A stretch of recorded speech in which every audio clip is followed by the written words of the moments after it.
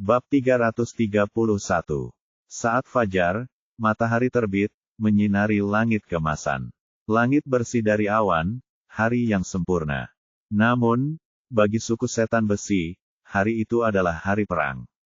Di tembok kota yang menjulang tinggi tepat di atas gerbang kota yang tertutup, Elian mengenakan baju besi emas, memancarkan aura seorang jenderal yang bermartabat. Di sebelah kirinya adalah Uriah dengan baju besi perak, sementara di sebelah kirinya adalah Trai dengan baju besi perunggu. Ekspresi semua orang serius dan serius. Mereka semua tahu bahwa pada hari ini pertempuran sampai mati akan dimulai dan kelangsungan hidup seluruh suku mereka hanya bergantung pada kehebatan mereka. Jika mereka kalah, mereka akan menjadi sejarah dan dilupakan, seperti banyak suku lainnya. Kepala suku, di timur laut kita. Seorang tetua segera melapor. Mata semua orang bergerak ke arah yang ditunjuk, dan mereka melihat awan senja besar naik dari arah itu. Mereka datang. Elian menyatakan dengan serius. Siapkan para pemanah. Kita akan tembak bajingan-bajingan itu sebelum mereka mendekati tembok kota. Perintah Trai dingin. Dia ahli dalam memanah, jadi komando para pemanah tentu saja berada di bawah kendalinya. Tunggu sampai pernyataan resmi Lord Lev Ocean Spear. Elian berkata dengan dingin. Tantangan perang gelar suku bangsawan memiliki sedikit aturan. Selama satu suku muncul sebagai pemenang, mereka akan mendapatkan gelar resmi suku bangsawan. Aturan yang paling penting adalah: pertama, tantangan perang harus dipantau dan dievaluasi oleh pihak netral yang memiliki status bangsawan yang setara atau lebih tinggi daripada pihak pembela dan penyerang. Perang dapat dievaluasi oleh satu evaluator, atau maksimal 3 evaluator. Kedua, bantuan dari luar tidak diperbolehkan. Pelanggar akan dinyatakan kalah jika ketahuan melanggar aturan ini. Ketiga, begitu perang dimulai, siapapun yang ikut campur atau mencoba menghentikannya akan dianggap sebagai pelanggar dan dihukum mati. Keempat, harta karun eksternal, seperti formasi, susunan, perangkap, dan sebagainya, tidak dilarang.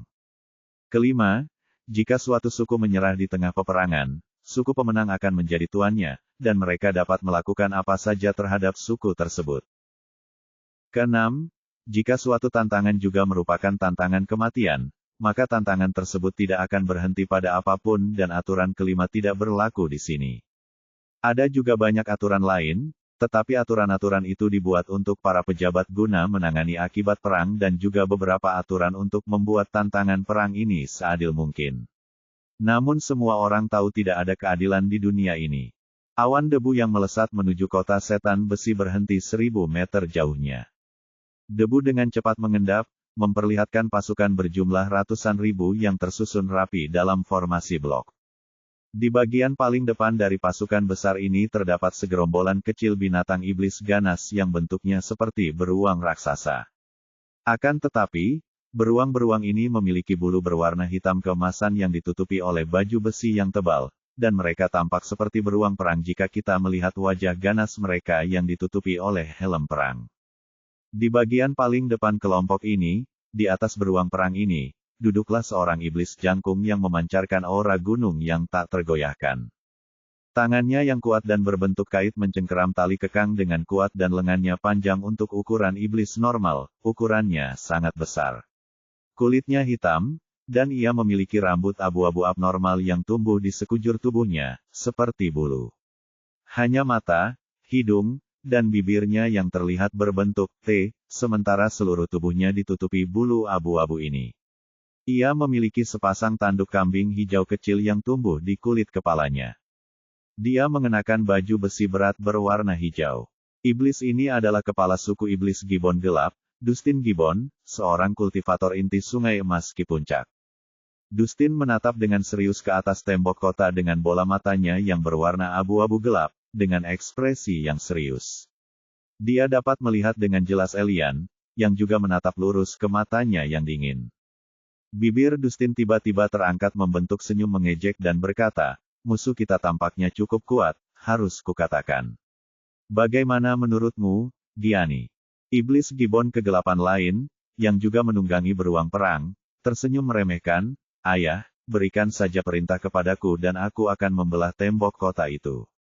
Setan siamang hitam ini memiliki bulu abu-abu keperakan dan bola mata abu-abu keperakan dan memanggil Dustin dengan sebutan ayah.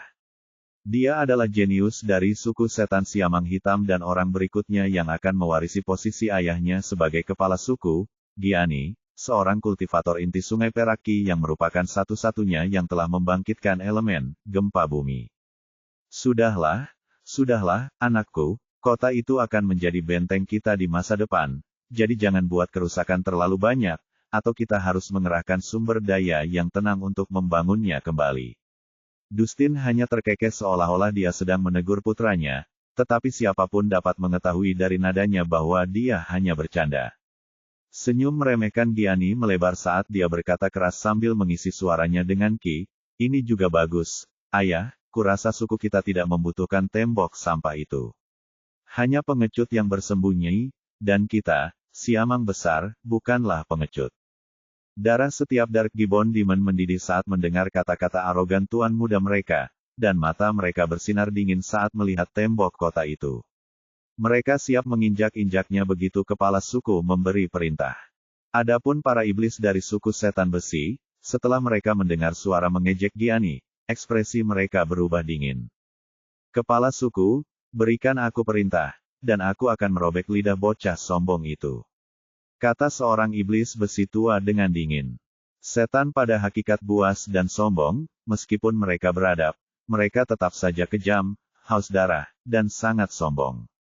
Dustin tiba-tiba tertawa terbahak-bahak saat ini dan berteriak, hahaha, kau benar, anakku, kita tidak butuh beberapa suku rendahan yang bercangkang kura-kura. Dahi perunggu Trai dipenuhi dengan tanaman merambat tebal saat dia mendidih karena marah, bahkan niat membunuhnya bocor dari bola matanya yang perunggu gelap. Bukan hanya dia, tetapi seluruh iblis besi terprovokasi oleh pernyataan terakhir Dustin. Elian hanya menggelengkan kepalanya dan menenangkan semua orang. Mereka hanya memprovokasi kalian untuk melakukan langkah yang salah dan memanfaatkannya untuk keuntungan mereka. Elian menatap dingin ke arah pasukan besar di belakang Dustin dan mencibir dengan nada menghina. Aku tidak tahu kalau kepala suku Gibbon adalah orang yang sangat fasih. Yah, aku juga mengerti, karena mereka tidak akan mengajarkan sopan santun di pegunungan. Ekspresi gembira Dustin berubah setelah mendengar kata-kata Elian. Secara tidak langsung, dia menyebut sukunya sebagai orang barbar, yang cukup memalukan karena secara langsung menempatkan sukunya dan para iblis tak berakal itu ke dalam kategori yang sama. Ekspresi gembira setan-setan siamang yang lain pun berubah menjadi jelek, karena mereka ingin menerjang keluar dan mencabik-cabik Elian. Oh, tampaknya semua orang akur, iya. Sebuah suara yang kuat terdengar pada saat ini. Tidak ada yang berani bicara saat ini. Bahkan para iblis siamang gelap itu diam-diam menelan kembali kutukan apapun yang akan mereka lemparkan ke suku setan besi. Semua orang melihat ke arah suara itu dan melihat kereta megah yang ditarik oleh dua singa api merah bergerak di antara dua musuh. Itu tidak lain adalah kereta Left Ocean Spear, Henrik. Elian dan Dustin segera memberi penghormatan, diikuti ribuan orang. Si ungu kecil memasang ekspresi bangga sambil mengepalkan kendali ketika melihat ribuan setan menundukkan kepala ke arahnya. Pintu kereta akhirnya terbuka dan seorang iblis laut yang tinggi besar dengan banyak bekas luka kecil di wajahnya, mengenakan jubah putih turun dari kereta. Dia tegak seperti tombak dan memancarkan aura tajam yang mematikan. Ini Henrik. Tidak perlu formalitas. Henrik mengangguk dengan tenang sebagai tanda setuju. Semua orang akhirnya merasa lega, karena mereka tidak membuat Henrik marah. Henrik dengan tenang mengamati pasukan yang baru tiba dan kemudian melihat ke tembok kota. Dia mengangguk puas dan berkata, saya tidak suka bertele-tele, jadi mari kita akhiri formalitas ini secepat mungkin. Ekspresi malas Henrik tiba-tiba berubah menjadi ekspresi bermartabat saat dia menyatakan dengan sungguh-sungguh. Saya, Henrik Ocean, yang bergelar Demon Marquis, dengan ini mengakui tantangan perang gelar suku bangsawan ini, dan saya akan menjadi penilai pertama tantangan perang ini. Dengan ini saya berjanji atas nama Dewa Iblis Baphomet bahwa saya akan menghakimi pertempuran suci ini secara tidak memihak dan sah. Jika saya melanggar janji ini, saya akan menderita 1000 kematian. Ini adalah sumpah suci yang harus diambil oleh setiap evaluator sebelum memulai tantangan apapun, atau tantangan tersebut tidak dapat dimulai. Biarkan pertempuran suci dimulai. Tunggu. Sebelum Henrik sempat berkata, mulai, sebuah suara yang dahsyat bergema dari barat. Semua orang terkejut ketika mendengar seseorang berani menghentikan tombak laut kiri dalam pidatonya. Orang ini hanya mencari kematian. Wajah Henrik yang ketakutan juga berubah menjadi jahat, dan dia tiba-tiba tersenyum dingin saat menoleh ke belakang. Dia ingin tahu siapa yang berani menghentikannya. Bab 332. Little Purple juga terkejut ketika mendengar seseorang berani mengganggu tuannya dan mengutuk keras, kurang ajar. Kamu pantas mati karena mengganggu tuanku. Suara dingin namun menarik itu terdengar lagi, tetapi jauh lebih dekat dari sebelumnya. Ho, kematian, katamu.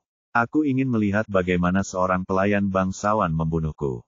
Kali ini semua orang melihat siluet besar datang dengan kecepatan tinggi menuju kereta iblis laut. Ekspresi Little Purple tiba-tiba berubah, dan mata Henrik akhirnya menyipit ketika dia melihat dengan jelas pendatang baru itu. Itu adalah iblis yang tinggi dan ramping.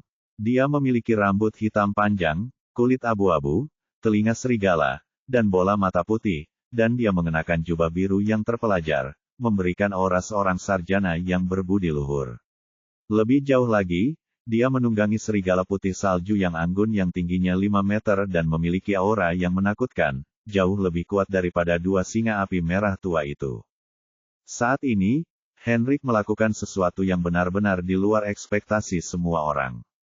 Henrik memberikan penghormatan yang agung, yang dilakukan oleh setiap iblis mulia kepada iblis mulia yang berpangkat lebih tinggi. Ia membungkukkan punggungnya dengan ringan sambil meletakkan salah satu tangannya di bahunya sementara tangan lainnya disilangkan ke belakang. Markis ini, sampaikan salamku kepada Duke Iblis, Bulan Baru.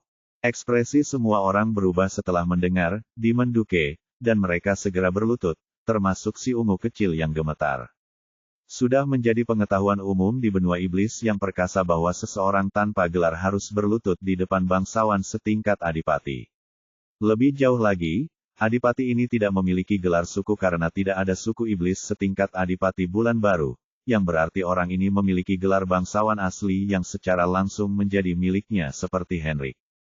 Di benua iblis yang perkasa, ada dua jenis gelar bangsawan. Yang pertama adalah gelar suku yang dimiliki oleh seluruh suku, bukan hanya satu orang, seperti suku iblis besi. Gelar bangsawan ini juga sangat sulit diperoleh karena kelebihannya yang unik. Jenis gelar bangsawan kedua adalah gelar bangsawan perorangan. Gelar bangsawan jenis ini hanya dimiliki oleh satu orang dan siapapun dapat menantang orang-orang ini untuk memperebutkan gelar mereka dalam pertandingan satu lawan satu asalkan mereka memiliki kekuatan dan reputasi. Akan tetapi, ada cara lain untuk memperoleh gelar tersebut, yaitu kekuatan murni dan pencapaian penting yang layak menyandang gelar tersebut. Duke Iblis Bulan Baru ini adalah orang yang mendapatkan gelarnya dengan cara ini.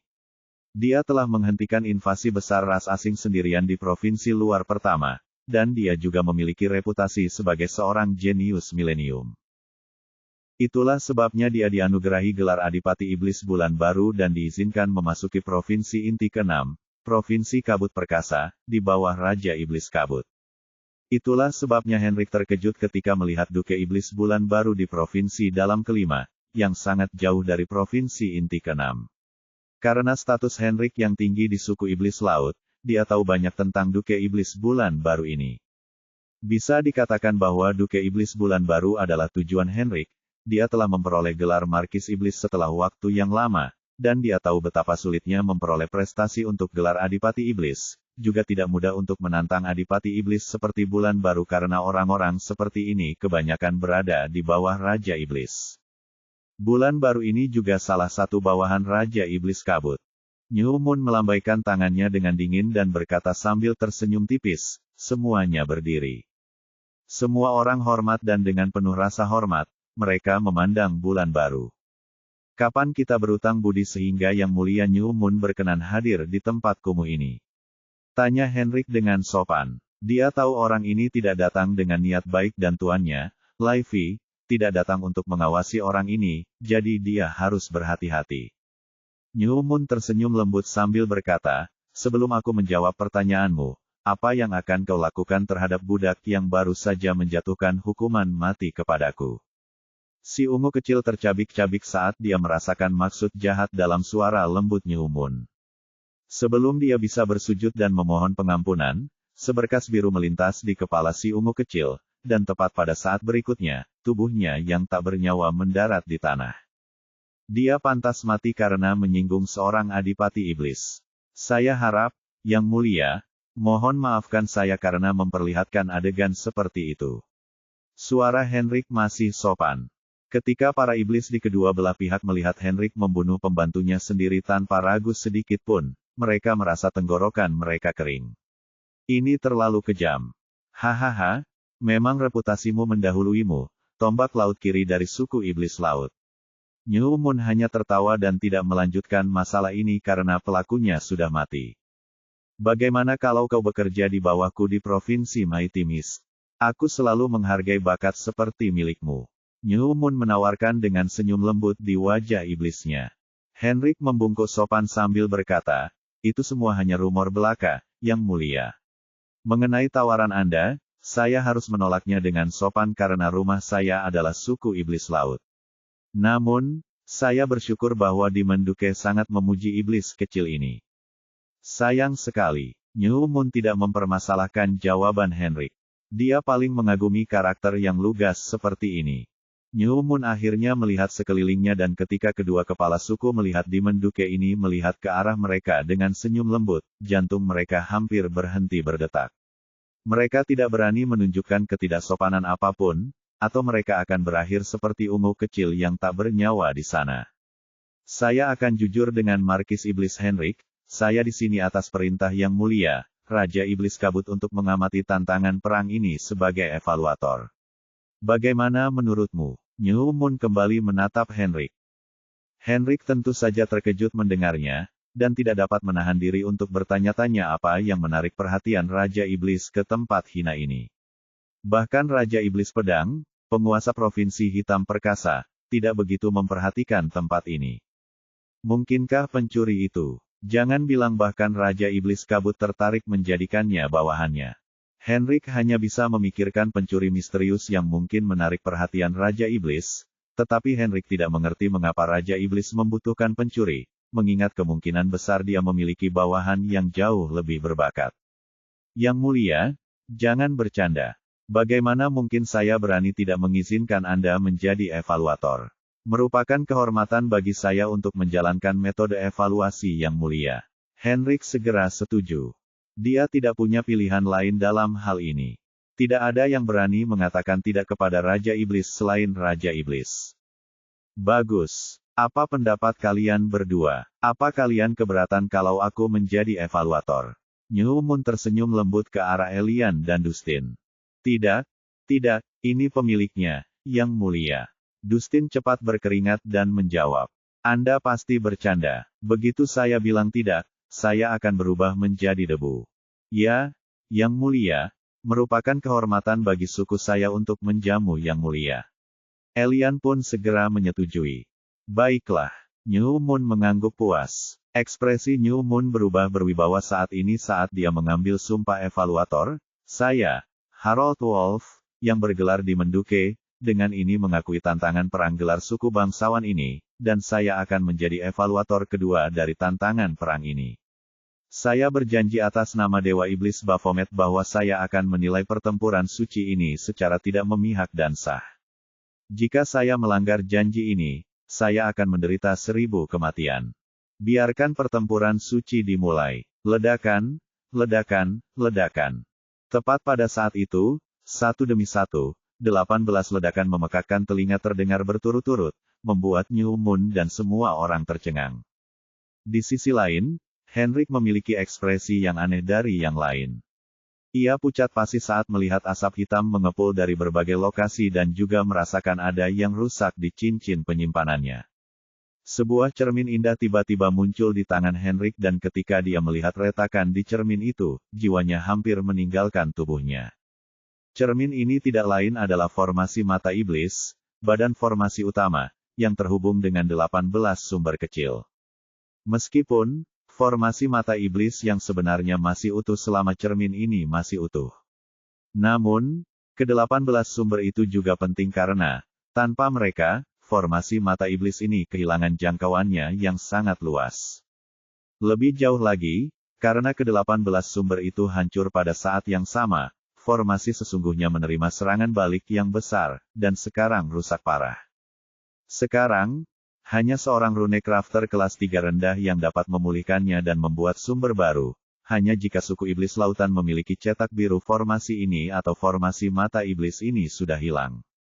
Sekalipun mereka punya cetak biru formasi mata iblis ini, akan butuh banyak biaya untuk menyewa perajin rune formasi kelas 3 rendah karena mereka semua berada di domain raja. Itulah sebabnya Henrik bereaksi seperti itu karena dia tahu Duke Levi tidak akan membiarkannya lolos setelah mengetahui apa yang terjadi pada harta warisan sukunya. Bab 333. Henrik tiba-tiba mulai memancarkan niat membunuh yang kuat saat dia meraung marah. Siapa yang berani merencanakan melawan suku iblis lautanku? Dia melesat menuju salah satu lokasi ledakan dengan gila-gilaan tanpa menunggu New Moon. New Moon juga merasakan ada sesuatu yang aneh dan saat dia melihat ke cermin retak di tangan Henrik, dia terkejut setelah melihat simbol rune yang padat pada bingkai cermin. Dia segera mengerti apa yang telah terjadi dan apa penyebab ledakan itu dan merenung, seseorang baru saja meledakkan titik sumber formasi ini. Apakah ini targetku? New Moon juga kabur ke arah lokasi ledakan. Dia ingin menemukan orang itu sebelum mereka bisa melarikan diri, sama seperti Henrik. Mereka berdua mengira bahwa satu orang tidak dapat meledakkan banyak sumber formasi sekaligus, yang berarti ini adalah serangan terkoordinasi dan mungkin ada lebih dari satu orang. Henrik ingin memotong-motong pelakunya menjadi jutaan keping, sementara New Moon ingin melihat apakah orang ini merupakan targetnya atau ada hubungannya dengan targetnya dengan cara apapun.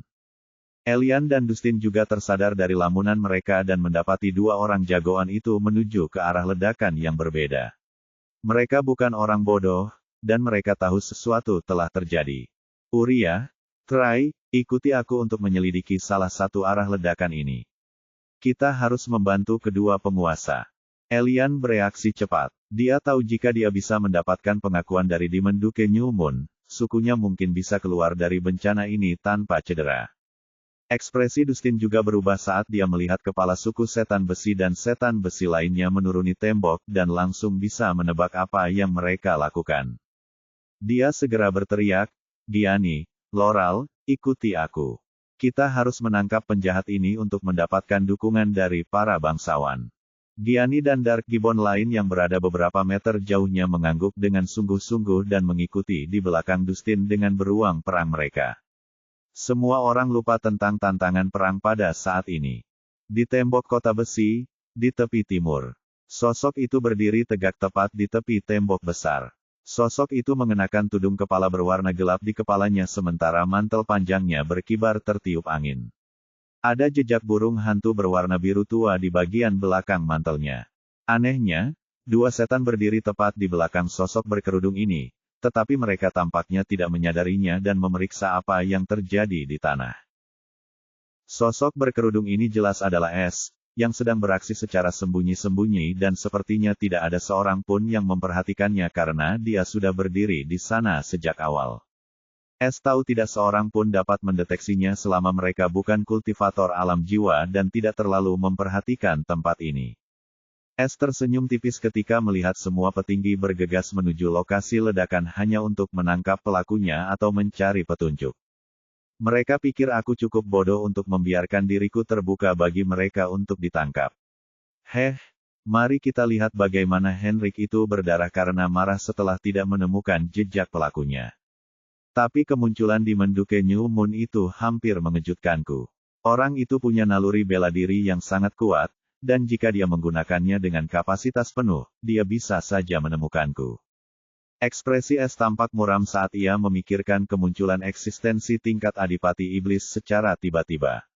Namun, ia masih bisa menghindarinya, karena orang itu bahkan tidak mau melihat ke arah musuh-musuhnya. Tapi kehadiran New Moon di sini bukanlah suatu kebetulan, dan Levi juga tidak mengundangnya.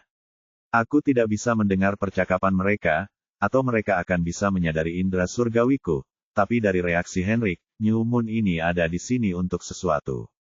Jadi, siapa yang bisa menggerakkan seorang adipati iblis seperti seorang antek? Es merenung dan tiba-tiba cahaya tajam melintas di matanya. Seorang Raja Iblis. Sepertinya dia dikirim ke sini untuk menyelidiki insiden dengan naga dan Raja Iblis itu masih belum menyerah pada Heavenly Fate Life Compass Needle. Jadi, dia mengejarku. Es segera menyimpulkan dengan sedikit petunjuk yang dimilikinya. Ia tahu karakter seperti Adipati Iblis tidak mudah digoyahkan, dan hanya Raja Iblis yang memiliki wewenang dan kecakapan untuk menggerakkan mereka. Meskipun demikian, karena formasi mata iblis tidak berguna sekarang, mereka tidak akan dapat memahami situasi dengan cepat lagi. Baiklah, karena aku sudah akan menamparkan wajah seorang adipati iblis, tidak masalah jika aku menambahkan satu lagi ke dalam persamaan. Selain itu, Raja Iblis ini mungkin tidak akan menyerah begitu saja, dan aku ditakdirkan untuk menarik lebih banyak perhatian saat aku mengungkapkan kemampuanku dan tidak akan hanya ada satu Raja Iblis yang mengejarku saat itu. Es tiba-tiba merasa senang saat memikirkan hal ini. Dia tidak terlalu takut pada Raja-Raja Iblis ini karena dia tahu saat Raja-Raja Iblis ini menganggapnya layak mendapatkan perhatian mereka, dia akan menjadi jauh lebih kuat dan mungkin bisa lolos dari mereka. Baiklah, aku harus pindah jauh dari sini. Ini belum saatnya untuk memulai pembantaian pencurian. Sepertinya Noah benar-benar tidak punya kesempatan untuk bersinar kali ini. Karena sekarang ada adipati iblis di luar sana. Bahkan aku harus sangat berhati-hati. Es merenung. Dia segera menghilang dari posisinya dan pergi ke bagian paling belakang dari semua prajurit ini. Tiba-tiba Es menerima pemberitahuan yang tidak terduga. Sama dengan. Misi sampingan telah dikeluarkan. Tanda pisah. Misi sampingan, 2. Misi, mencuri dari orang kaya. Persyaratan, ambil cincin penyimpanan penggarap jiwa Ki yang ada dalam tantangan perang ini.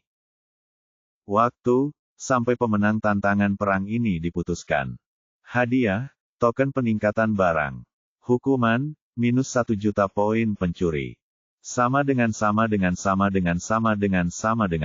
Kamu pasti bercanda. Raut wajah Es berubah saat melihat misi sampingan lain dan isinya.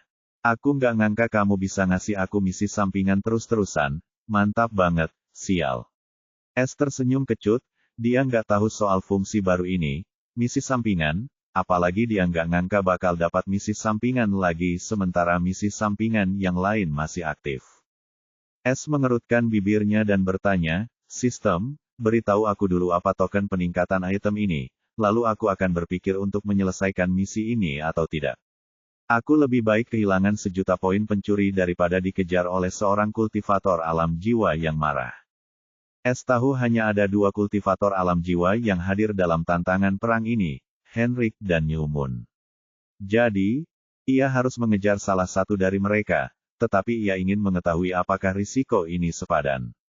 Token peningkatan barang, tingkatkan barang atau harta apapun yang dibeli dari toko sistem dengan 1 tingkat. Mata Es tiba-tiba menyipit saat dia bertanya lagi dengan ragu, katakan padaku ini. Bisakah aku meningkatkan manik tak terlihat terakhir yang kumiliki? Dia dengan cepat mengerti apa token peningkatan item ini, dan itu memang cukup menggoda karena dia memiliki banyak harta dari toko sistem yang ingin dia tingkatkan dan manik tak terlihat itu adalah kartu truf terbesarnya. Meskipun itu hanya item sekali pakai, itu masih sangat kuat. Namun, satu-satunya batasannya adalah batas waktu 1 menit. Ya, jantung Es berdegup kencang saat mendengar suara konfirmasi dari sistem, dan tatapannya menajam saat sebuah pikiran muncul di benaknya. Aku harus menyelesaikan misi sampingan ini. Dengan ini, seluruh rencananya untuk menyebabkan pencurian massal berubah dan semua fokusnya beralih ke satu orang, Henrik. Es memilih Henrik untuk menyelesaikan misi sampingan ini tanpa keraguan karena New Moon jauh lebih kuat dari Henrik dan masih ada serigala binatang iblis yang juga cukup kuat, jadi dia tidak akan mengejar New Moon apapun yang terjadi. Mata Es segera tertuju ke arah tangga yang baru muncul tepat di atas gerbang kota. Elian, Uriah, dan Trai menggunakan tangga buatan ini untuk menuruni tembok kota karena gerbang kota itu disegel dengan susunan. Ayo keluar selagi aku masih punya kesempatan. Tanda pisah. Tidak jauh dari kota setan besi, tepat di luar hutan besi. Seorang iblis wanita tinggi dan menggerahkan yang mengenakan kerudung mengamati segala sesuatu yang terjadi di sekitar Iron Demon City sejak awal. Dia memegang kubus biru di tangan ramping zamrudnya, dan mata coklatnya terpaku pada kubus ini. Dia bergumam dengan suaranya yang tajam, "Saya harus melaporkan tentang ledakan ini kepada Nyonya. Tantangan perang ini menjadi jauh lebih rumit, dan saya masih belum menemukan jejak pencuri itu. Mungkinkah dia sudah lama melarikan diri, bahkan dengan semua susunan pelacak yang saya pasang di area ini?" Dia tidak dapat menahan rasa ingin tahunya saat alisnya yang indah bertautan, "Tetapi mengapa orang New Moon itu ada di sini? Apakah Raja Iblis Kabut tidak peduli dengan ketidakpuasan Raja Iblis Pedang?" Ini adalah provokasi langsung. Dia menggigil hanya dengan memikirkan hal ini dan dengan cepat melihat seekor burung beo kecil berwarna-warni yang sedang bertengger di bahunya. Dia berkata dengan serius, "Pio kecil, hubungi Yang Mulia dan laporkan semua yang baru saja kukatakan. Masalah pencuri langit ini menjadi lebih besar." Bab 334. Lebih dari 1 jam berlalu dan New Moon bersama Snowfall Wolf-nya kembali setelah menyelidiki ledakan misterius itu. Alisnya saling bertautan erat dalam kerutan dalam saat dia merenungkan sesuatu sambil duduk dengan tenang di atas tunggangannya. Setelah itu, Henrik muncul di dekat keretanya. Dia memiliki ekspresi jahat di wajahnya yang penuh bekas luka, dan matanya dipenuhi dengan niat membunuh. Dia seperti New Moon. Bahkan setelah mencari dengan saksama, dia tidak menemukan apapun kecuali api dan kawah hangus. Tidak ada tanda-tanda kehidupan di sana, juga tidak ada aura yang tersisa. Lebih jauh lagi, pelaku melakukan pekerjaan yang sangat teliti dalam mengatur seluruh kejadian ini. Sangat jelas bahwa ia tahu formasi seperti apa yang ia hadapi dan titik-titik lemahnya. Hal ini membuat Henrik semakin bingung dan marah karena semua tanda ini mengarah pada seorang pengkhianat yang mengetahui tentang Demon Eye Formation. Namun, ia tidak berdaya karena ia tidak tahu siapa orang itu karena hanya sedikit yang mengetahui tentang Demon Eye Formation dan semua iblis ini adalah bawahan setia Duke Livy.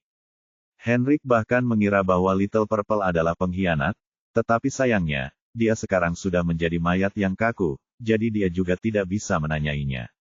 Yang membuatnya hanya punya satu pilihan, yaitu menerima hukumannya saat dia kembali dan melaporkan hal ini kepada Duke Livy. Tim pencari dari suku setan besi dan suku setan siamang gelap juga kembali dengan tangan hampa saat ini. Pada saat ini, New Moon berbicara, "Kita seharusnya tidak menunda tantangan perang lebih lama lagi, atau kamu tahu konsekuensi dari menunda tantangan demi keuntungan atau alasanmu sendiri." Meskipun situasi ini cukup kacau, dia masih belum tahu apakah orang yang menyebabkan ledakan ini adalah targetnya atau bukan. Namun, dia tahu siapapun orang itu sangat licik dan mungkin ingin mencapai sesuatu dengan menghancurkan formasi pemantau suku iblis laut. Adapun apa yang ingin dicapainya, dia tidak tahu. Meskipun demikian, New Moon adalah seorang adipati iblis, dan dia tahu apa arti tantangan-tantangan ini. Bukan hanya mereka yang menyaksikan ini, tetapi tantangan ini telah didaftarkan di Dewan Iblis Kerajaan dan disetujui oleh mereka.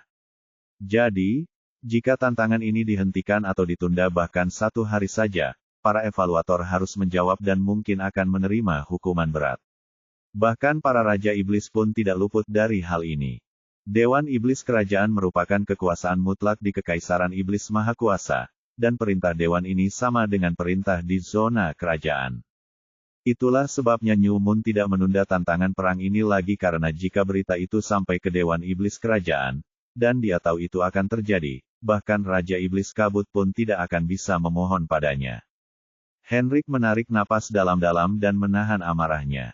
Ia tahu apa yang dimaksud New Moon, dan ia juga tidak ingin dipanggil oleh Dewan Iblis Kerajaan. Hukuman dari Duke Livy saja sudah cukup. Terima kasih atas pengingatmu, Duke Iblis, New Moon. Henrik benar-benar bersungguh-sungguh. Dia tahu bahwa New Moon punya niat baik, itulah sebabnya dia mengingatkannya. Dia juga bisa merasakan bahwa New Moon adalah karakter yang jujur dari cara New Moon tidak memutuskan untuk hanya menonton dari pinggir lapangan dan memutuskan untuk terlibat langsung dalam tantangan perangnya setelah dia menjadi evaluator. Meskipun New Moon tidak datang dengan niat baik, dia tetap baik hati dan tidak mengganggunya dengan kekuatan dan gelarnya yang lebih unggul. Henrik sangat menghargai itu. Kalian berdua kembali ke posisi kalian. Henrik menatap dingin ke arah Elian dan Dustin. Akhirnya dimulai. Kedua belah pihak memikirkan hal ini, dan mereka segera bergegas menuju pos mereka setelah membungkuk ke arah New Moon dan Henrik. Meskipun mereka tidak dapat memenangkan hati kedua bos ini, itu tidak masalah karena itu tergantung pada keberuntungan. Namun, perang yang akan segera dimulai hanya bergantung pada keterampilan dan kekuatan. New Moon mengangguk tanda setuju ketika Henrik segera mengendalikan emosinya dan merasa sangat kasihan bahwa setan seperti itu tidak bekerja di bawahnya. Setelah semua orang kembali ke pasukannya masing-masing, Henrik memasukkan ki ke dalam suaranya dan berbicara. Saya, evaluator pertama, dengan ini menyatakan tantangan perang ini resmi dimulai. Setelah itu, New Moon dan Henrik pergi ke arah yang berlawanan, sehingga mereka bisa mengamati dari kedua sudut. Pada saat ini, New Moon mengeluarkan sebuah kubus putih indah yang dipenuhi dengan rune biru. Ia segera mengaktifkannya dengan ki miliknya dan semua rune di dalamnya menyala dalam cahaya biru sebelum 20 lempengan rune biru kecil mulai muncul dari kubus tersebut membentuk sebuah lingkaran. Menyebarkan. New Moon memerintahkan sebelum ke-20 lempengan rune melesat ke langit dan tersebar di sekitar Iron Demon City. Dan tidak seorang pun dapat melihatnya di langit karena semuanya menyatu dengan langit kemasan. Meskipun formasi pengawasan elang ini membakar sejumlah besar batu ki tingkat puncak 2, namun dengan ini, saya dapat dengan mudah menemukan anomali jika muncul dalam rentang formasi ini. Apapun di bawah atau di bawah inti sungai berlian ki atau alam jiwa ki emas tahap awal tidak dapat bersembunyi dari deteksi formasi ini. Mari kita lihat apakah pencuri langit itu masih bersembunyi di sini atau tidak. Bibir New Moon melengkung membentuk senyum iblis saat dia memikirkan targetnya. Dia datang dengan persiapan dan dari sumber daya Raja Iblis Kabut, mereka menyimpulkan pencuri itu masih bersembunyi di kota karena seluruh wilayah ini diawasi dengan ketat oleh burung beo yang maha tahu, yang tidak akan membiarkan seekor lalat pun lolos. Itulah sebabnya dia dikirim ke sini untuk menangkap pencuri itu dan membawanya kembali ke Raja Iblis, hidup atau mati. Tanda pisah. S menyaksikan semua drama yang terjadi dari sudut. Dia cukup jauh dari deteksi kedua pembudidaya alam jiwa. Setelah deklarasi perang resmi Henrik, S melihat Henrik dan New Moon bergerak ke arah yang berbeda, dan secara kebetulan, Henrik datang sambil duduk di atap keretanya. Wah, kurasa ini akan membuatnya agak lebih mudah, pikir S sambil tersenyum tipis. Namun, pada saat ini, jiwanya bergetar karena khawatir dan hatinya hancur. Dia berlari ke arah yang berlawanan dari tembok kota, dan baru ketika dia berada 1000 meter jauhnya, rasa bahaya itu hilang. S menatap langit dengan mata yang menggetarkan jiwanya. Meskipun dia tidak melihat sesuatu yang aneh, dia samar-samar bisa melihat gelombang yang muncul dalam skala kecil. Formasi pengintaian lain dan jauh lebih kuat daripada formasi mata iblis. Ini pasti milik orang bulan baru itu. Ekspresi S tidak terlalu bagus saat dia merasakan formasi ini akan mampu melihat tembusan silumannya, dan jika dia sedikit terlambat dalam berlari, formasi baru itu akan menemukannya. S melihat Henrik tidak bereaksi sama sekali, yang berarti dia tidak menyadari formasi ini. Indra jiwa S menjadi jauh lebih kuat setelah dia membuka bagian rahasia dari teknik kultivasi jiwanya. Terlebih lagi, formasi ini lebih lemah terhadap para pembudidaya jiwa dan itulah mengapa S mampu mendeteksinya pada waktu yang tepat, atau jika formasi ini adalah formasi pengawasan jiwa, bahkan indera jiwanya pun tidak dapat mendeteksinya dan hanya indera surgawinya yang mungkin mampu mendeteksinya. S sekali lagi harus berterima kasih pada keberuntungannya kali ini, tetapi ia juga tahu bahwa ia tidak bisa selalu bergantung pada keberuntungan dan jika suatu hari keberuntungannya habis, ia akan tamat. Meskipun demikian, S tahu bahwa formasi tipe jiwa terlalu langka dan peluangnya untuk menemukannya cukup rendah karena tidak akan ada seorang pun yang mau menggunakannya. Pada pencuri biasa seperti dia selama tidak ada seorang pun yang menganggapnya layak. Karena bahan bakar pembentukan jiwa adalah yang paling langka, batu jiwa. Yang bahkan lebih langka daripada material jiwa. Setiap kali batu jiwa muncul, batu itu akan langsung direbut oleh para pembudidaya jiwa atau perajin rune, tidak peduli pangkatnya. Batu jiwa ini hanya dijual dalam pelelangan besar di wilayah raja. S memperhatikan Henrik berhenti 400 meter dari posisinya, yang masih dalam deteksi formasi misterius ini. Dia tidak bisa memasuki sekitar formasi ini apapun yang terjadi, atau dia akan mencari kematian. Pada saat itu, suara genderang perang terdengar di area tersebut, yang menarik perhatian semua orang. Itu pertanda perang akan segera dimulai. S juga melihat ratusan ribu setan siamang gelap tersebar dalam berbagai formasi perang, sementara tembok kota setan besi kini dipenuhi para pemanah. Trai terlihat memegang busur panjang perunggu, berdiri dengan hikmat di depan para pemanah ini. Matanya setajam elang sementara dia menatap dingin ke arah pasukan musuh. Para pemanah dari suku setan besi, ayo kita tembak bajingan-bajingan itu secepatnya dan kembali ke rumah masing-masing untuk menikmati alkohol setelahnya. Seru Trai sambil menarik tali busurnya yang luar biasa, dan sebuah anak panah ki berwarna perunggu terbentuk. Semua orang tahu ini adalah sinyal dimulainya perang suku berdarah. Bab 335. Dustin menyeringai saat melihat Trai dan pemanah lainnya hendak menembakkan hujan anak panah, dan dengan tenang memerintahkan, Stonewall. Lebih dari ribuan setan siamang gelap berbulu hijau maju dan meletakkan tangan mereka di tanah dan seketika dinding batu mulai terangkat. Akan tetapi, Trai tampaknya tidak gentar menghadapi dinding batu ini dan hanya terkekeh dingin. Menyerang. Tepat pada saat berikutnya, ribuan anak panah ki ditembakkan ke arah pasukan raksasa ini seperti hujan ringan. Anak panah Trai berwarna perunggu murni dan saat mengenai dinding batu pertahanan suku siamang gelap, anak panah itu langsung membuat lubang besar di dinding batu itu dan dengan mudah menembus setan siamang hijau di belakangnya, membunuhnya di tempat. Namun, ini bukanlah akhir. Anak panah ki perunggu itu masih bergerak cepat ke arah pasukan di belakang. Hanya tipuan. Pada saat ini, iblis siamang tua dengan janggut abu-abu panjang mengejek. Dia menunggangi beruang perang setinggi 3 meter, yang berarti dia memiliki posisi menonjol di suku iblis siamang gelap. Dia melambaikan tangannya dengan tenang saat ki Zamrud yang kuat muncul, membentuk penghalang pertahanan tepat di hadapan anak panah perunggu. Saat panah ki perunggu beradu dengan penghalang Zamrud, hal itu langsung menimbulkan suara ledakan besar sebelum panah ki perunggu akhirnya pecah menjadi partikel cahaya perunggu. Akan tetapi, ini bukanlah satu-satunya korban dari serangan panah pertama ini. Walaupun panah-panah yang lain tidak sekuat milik Trai, beberapa di antaranya masih berhasil menembus dinding batu dan membunuh ratusan setan siamang gelap berbulu hijau. Hal ini jelas menjadikan suku setan besi sebagai pemenang dalam pertukaran serangan pertama ini, dan moral mereka pun meningkat drastis, sedangkan pasukan suku siamang hitam tidak segembira sebelumnya. Dustin menyadari perubahan ini dengan jelas dan memerintahkan, Penatua Laurel, Penatua Bale, Penatua Yun, aku ingin kalian bertiga menemani Giani menghancurkan tembok kota itu, sementara Penatua Kole akan menghadapi pemanah inti Sungai Perak tingkat ketiga. Giani tersenyum lebar saat mendengar ayahnya akan mengirimnya masuk.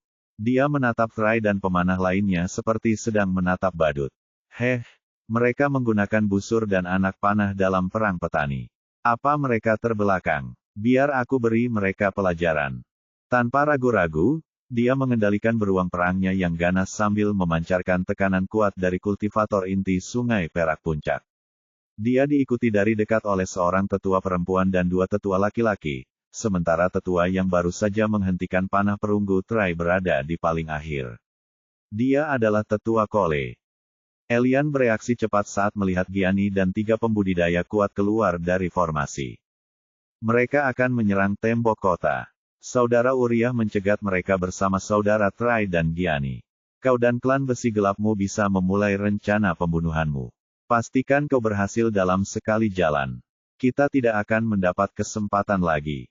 Semua orang menganggukkan kepala dengan hikmat dan segera mulai bergerak. Giani, pemimpin klan besi gelap, mengenakan pakaian yang sepenuhnya gelap dan ada 9 iblis lainnya. Setelah menerima perintah, mereka segera menghilang dari tempat mereka.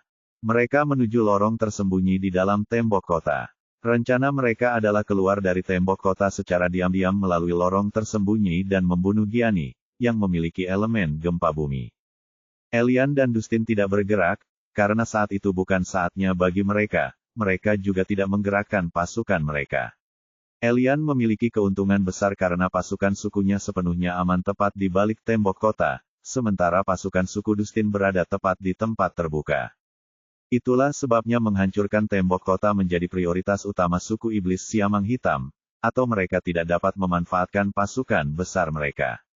Inilah salah satu alasan mengapa tantangan perang begitu sulit. Pihak yang bertahan memiliki keuntungan yang jelas dari wilayahnya sendiri, sementara pihak penantang harus berusaha keras menembus semua langkah pertahanan musuh. Itulah sebabnya hanya suku-suku terkuat yang berani menantang perang untuk memperebutkan gelar suku bangsawan, sementara mendapatkannya dari Dewan Iblis Kerajaan sangatlah sulit. Hanya suku-suku dengan potensi dan prestasi besar yang memenuhi syarat. S mengamati dengan saksama pertukaran iblis pertama ini dan merasa bingung karena ia mengira mereka akan langsung saling bertarung, menyebabkan kekacauan besar dalam pertarungan, tetapi pihak lain tampaknya bermain aman dan dengan cermat memutuskan langkah selanjutnya. Bahkan dia merasa pertempuran ini layak untuk ditonton. Dia belum pernah melihat seorang pemanah beraksi sebelumnya, dan dia tahu Trai adalah seorang pemanah yang sangat kuat dan berpengalaman, dan pemanah lainnya juga tampak dilatih olehnya. Hanya seorang ahli yang bisa mendidik seorang ahli. S mengangguk mengerti. Akan tetapi, matanya tiba-tiba beralih ke kereta besar milik suku iblis laut dan Henrik, yang juga tengah mengamati pertempuran itu dari dekat, sambil asyik berpikir sendiri. S tidak melupakan targetnya sendiri saat menikmati pertunjukan perang yang megah. Namun, dia tidak berani bergerak sembarangan karena formasi pengintaian yang dipasang oleh New Moon. Dia tidak dapat melihat bayangan bulan baru atau tunggangannya, tetapi dia tahu bahwa si manusia serigala sedang mengawasi dari suatu tempat. Dia tidak dapat mendekati formasi ini atau kemampuan silumannya akan menjadi sia-sia. Jika aku bisa memperpendek jarak kita menjadi 200 meter, aku punya kesempatan untuk mencopet cincin penyimpanan milik pria biru ini dan menyelesaikan misi sistem. Tapi aku tidak akan bisa kembali ke tempat persembunyianku, dan aku harus melarikan diri ke tempat lain. Namun, Noah masih berada di dalam tempat persembunyian itu dan jika aku tidak kembali, dia mungkin akan keluar dan, dengan formasi itu, dia akan langsung ketahuan. Aku harus memperingatkannya. Setelah memikirkan hal ini, S segera mengeluarkan misi yang lebih merupakan pesan peringatan. Dia tidak ingin Noah tertangkap, dia tidak akan bisa tenang jika itu terjadi. Dia hanya mengeluarkan misi berjudul, "Tetaplah di sini sampai aku kembali," dan beberapa instruksi lagi. Begitu pula, dia akhirnya menghela napas lega karena dia memikirkan hal ini dengan cepat, atau dia akan menyesalinya. Sekarang, aku tidak perlu khawatir tentang dia. Fokus S kembali lagi kepada Henrik dan mulai berpikir tentang bagaimana cara memancingnya keluar dari jangkauan formasi ini atau masuk sendiri tanpa menimbulkan kecurigaan dari bulan baru. Saat S masih dalam mode sembunyi-sembunyi dan mengamati Henrik, dia tidak menyadari ada dua burung kecil seukuran telapak tangan yang hinggap di dua pohon berbeda di dekatnya. Kedua makhluk tidak berbahaya, itu juga mengamati Henrik dan pertempuran dengan mata mereka yang cerdas dan ceria. Mereka tampaknya tidak melihat S karena kemampuan sembunyi-sembunyinya, tetapi mereka dapat melihat segalanya dengan sangat jelas. Bumim. Pada saat itu, suara ledakan besar terdengar di area tersebut, menarik perhatian semua orang terhadap perang lagi. Gianni memiliki seringai lebar di wajah berbulunya saat dia berdiri tegak di punggung beruang perang sementara area 100 meter di sekelilingnya bergetar dan gempa bumi terus berdatangan. Namun, para tetua di sekelilingnya tetap tenang dan menatap dingin ke arah tanah yang retak dan tembok kota. Suku setan besi mulai panik ketika mereka merasakan dinding bergetar di bawah kaki mereka. "Tembak bocah berwajah bulu itu!" teriak Trai dengan keras sambil menembakkan beberapa anak panah ki perunggu ke arah kelima orang itu, diikuti oleh ribuan anak panah lainnya. Gianni memandang dengan jijik ke arah hujan anak panah yang datang dan berkata dengan dingin, "Penatua Kole, menurutku ini saatnya kau bersinar." Saya sudah tidak muda lagi, Tuan Muda. Ini panggung bagi kaum muda untuk bersinar." Tetua Kole hanya terkekeh. Namun pada saat berikutnya, mata abu-abu gelapnya berkilauan dengan Ki Zamrud saat pedang panjang berwarna gelap muncul di tangan. Tepat di saat berikutnya, sebuah adegan luar biasa terjadi, yang membuat semua orang terengah-engah. Ribuan pedang zamrud mulai muncul tepat di atas Kole yang lebih tua, namun, pedang zamrud ini memiliki kilau putih pada bilahnya, dan warnanya hampir tampak jelas. Serangan pedang besar. Tetua Kole berseru dingin dan semua pedang itu langsung beradu dengan hujan anak panah yang langsung memotongnya seperti sayuran. Bahkan anak panah Trai tidak mampu menahan cahaya pedang-pedang itu. Ekspresi Elian tiba-tiba berubah saat dia merasakan aura mematikan dari cahaya pedang itu dan dengan cepat menyala. Semua orang menghindarinya dengan segala cara. Pedang-pedang itu memiliki niat senjata di dalamnya. Hanya niat senjata yang bisa melawan niat senjata.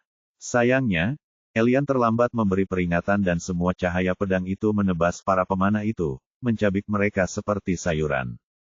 Tak seorang pun bisa melawan, hanya Trai yang lolos dengan 2 tebasan mengerikan di dada dan bahunya. Lebih dari ribuan pemanah suku iblis besi mati hanya karena serangan satu orang. Fokus semua orang tertuju pada sesepuh iblis siamang tua yang memegang pedang hitam dengan ekspresi tenang di wajah keriputnya, tetapi ada sedikit rasa jijik di matanya saat dia melihat ke arah suku iblis besi yang pucat. Bab 336. Ekspresi Elian serius, dengan sedikit ketakutan yang tersembunyi di matanya. Dia berteriak, semua orang meninggalkan tembok kota.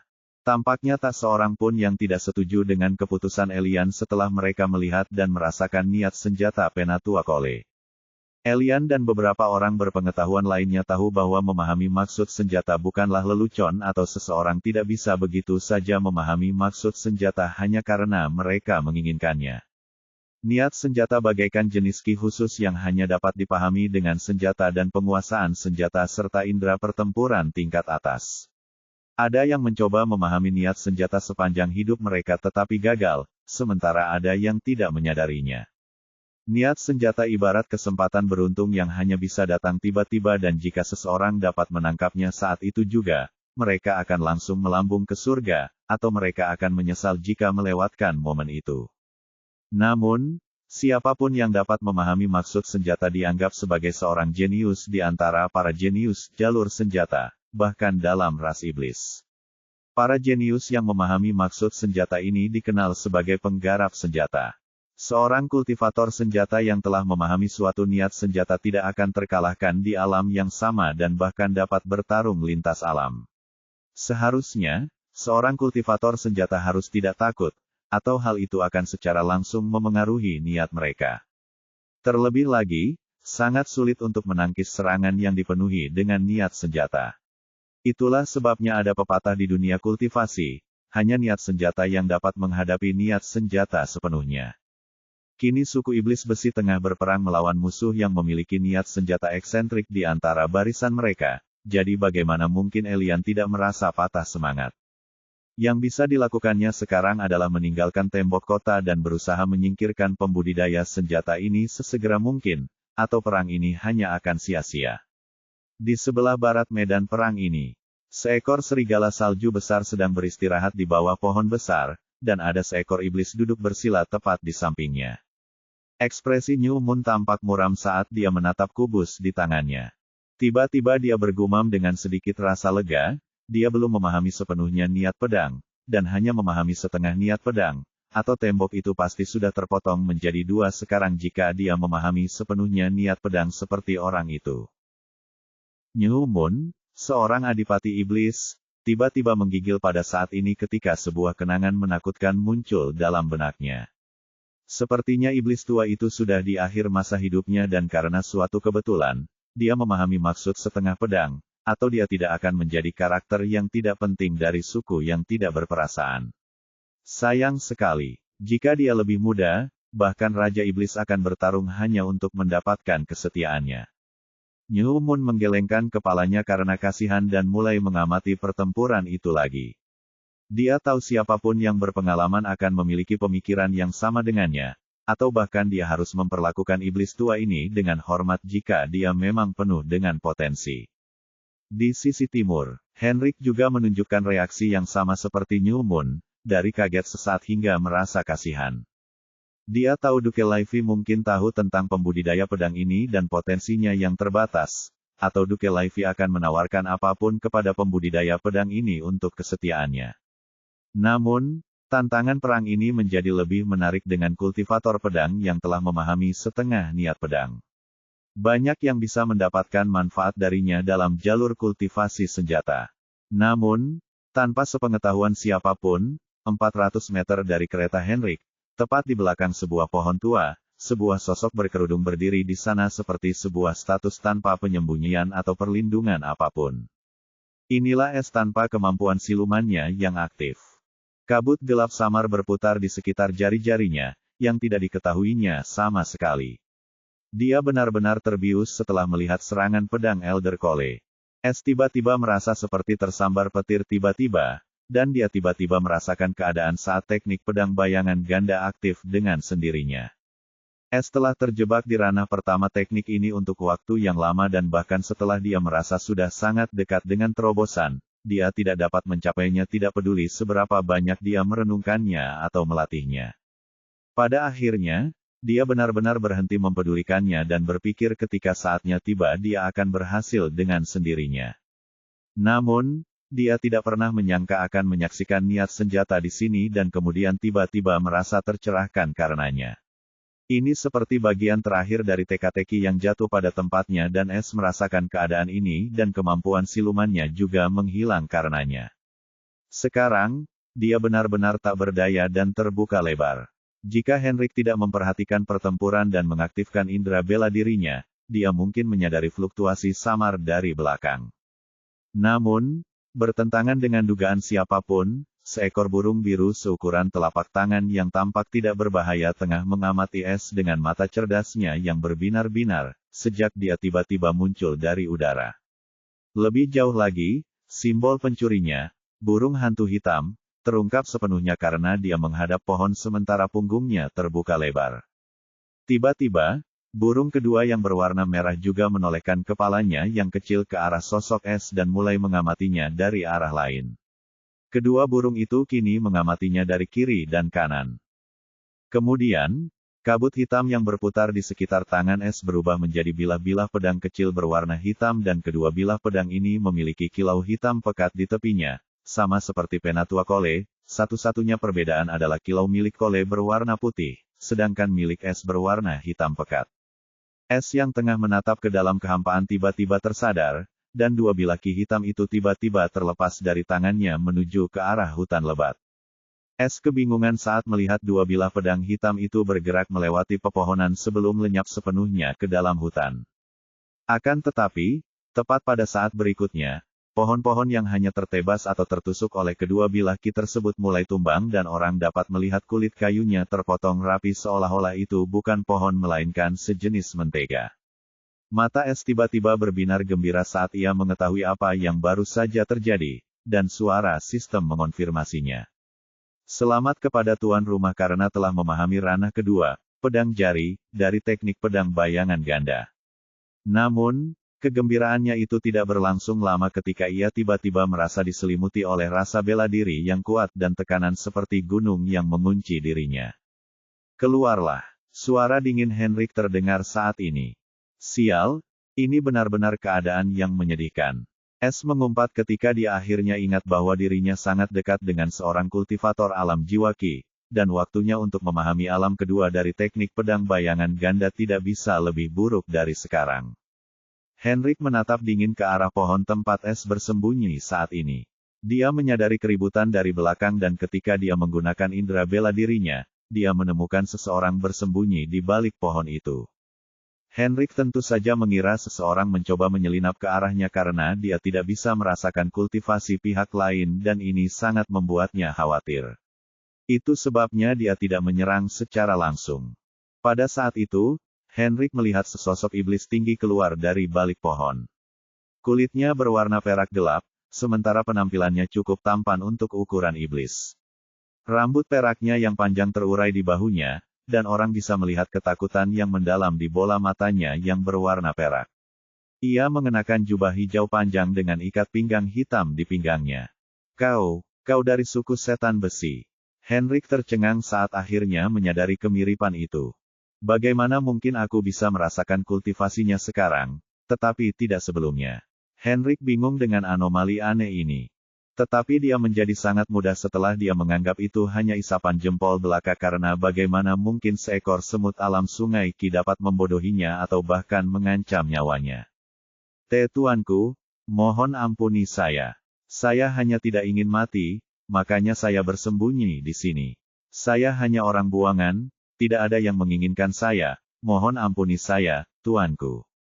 Pablo berlutut dan memohon agar nyawanya diselamatkan sambil menangis sejadi-jadinya.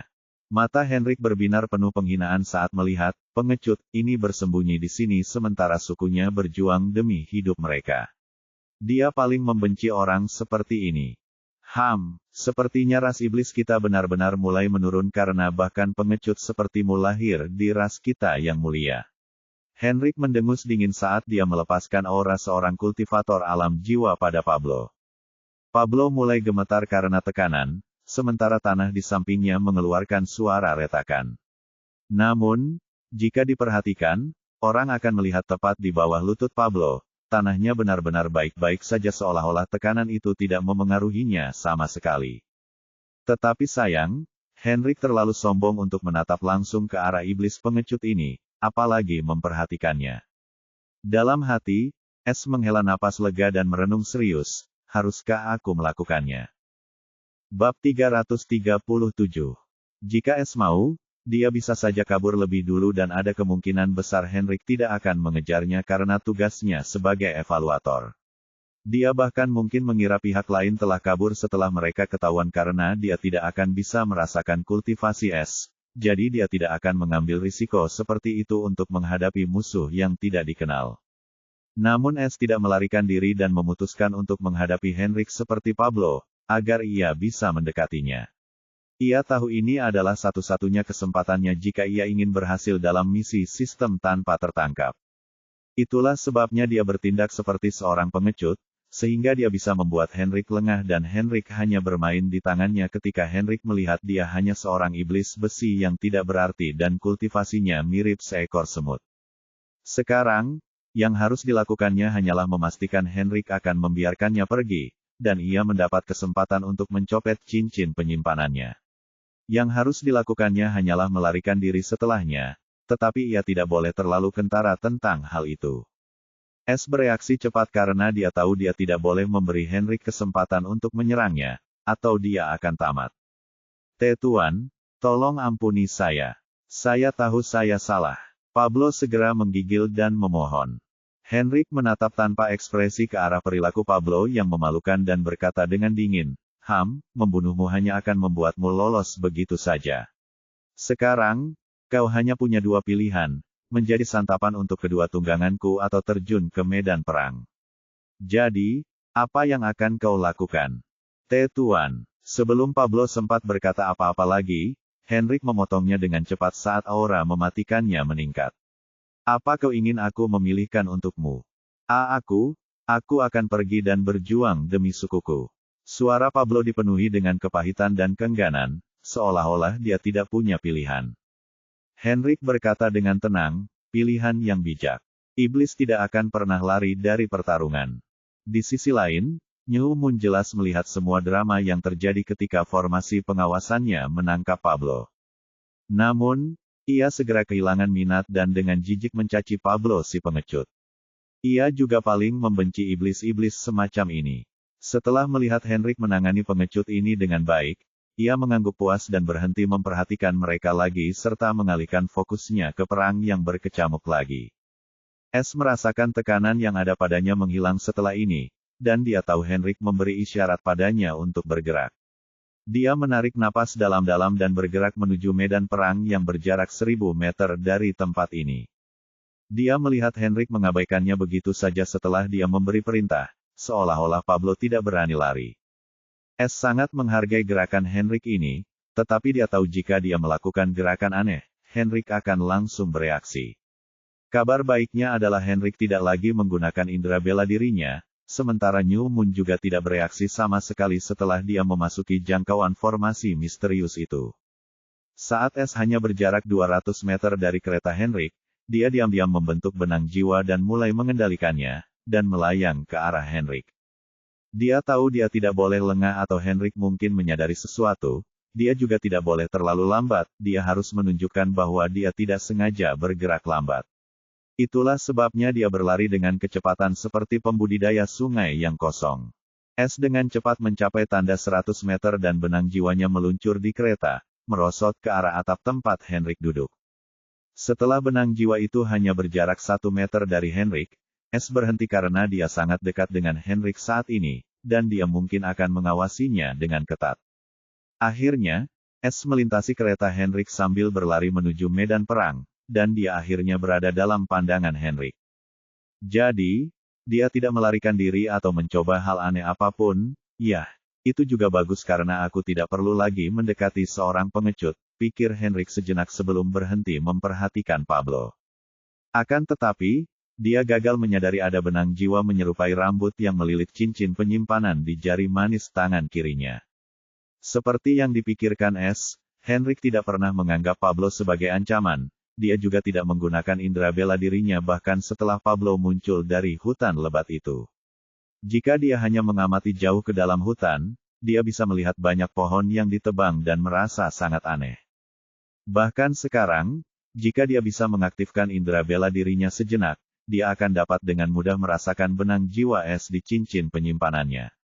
Namun sayang, dia tidak pernah menyangka hal seperti ini bisa terjadi, dan dia akan mempelajarinya dengan cara yang sangat keras. S kini berada 200 meter dari Henrik, tetapi ia tetap tidak mengaktifkan pencopetnya karena ia tahu Henrik akan langsung menyadarinya. Lagi pula, ia tidak sepenuhnya fokus pada satu tempat. Namun, ia harus melakukannya dalam jarak 50 meter, atau ia tahu benang jiwanya akan menjadi sangat tidak stabil saat itu. Itulah juga alasan ia tidak menggunakan benang jiwa dari jarak 400 meter karena ia tahu ia akan gagal dan bahkan akan membuat Henrik waspada. Pada saat itu, terdengar suara letusan dahsyat bergema di tempat itu dan semua orang langsung terfokus olehnya, kecuali S yang tengah menunggu kembalian tepat miliknya. Copet. Tanpa ragu-ragu, ia mengaktifkan copet itu dan merasakan ada tambahan baru di ruang pencurinya. Dia berhasil. Tanpa ragu, sambil memanfaatkan situasi ini, ia pun memacu kecepatannya secepat kilat dan bahkan mengaktifkan kemampuan silumannya saat sudah sangat dekat dengan pasukan Siamang yang hendak ia gabungkan dalam barisan mereka sebelum segera memasuki kota setan besi menuju tempat persembunyiannya. Dia tahu selama dia berada di tempat terbuka, dia tidak aman, dan dia harus memasuki tempat persembunyiannya sebelum Henrik menyadari cincin penyimpanannya yang hilang. Sepertinya tak seorang pun menyadari adanya pendatang baru di jajaran pasukan Dark Gibbon Demon karena semua orang melihat ke arah tembok kota. Gianni saat ini dengan bangga melihat celah besar sepanjang 20 meter yang baru saja dibuatnya di tembok kota. Dia tahu dia telah menyelesaikan misinya dan juga meningkatkan moral sesama anggota sukunya. Pada saat ini, Dustin berteriak sekeras-kerasnya. Tentara pertama, ketiga, dan kedelapan menyerbu kota.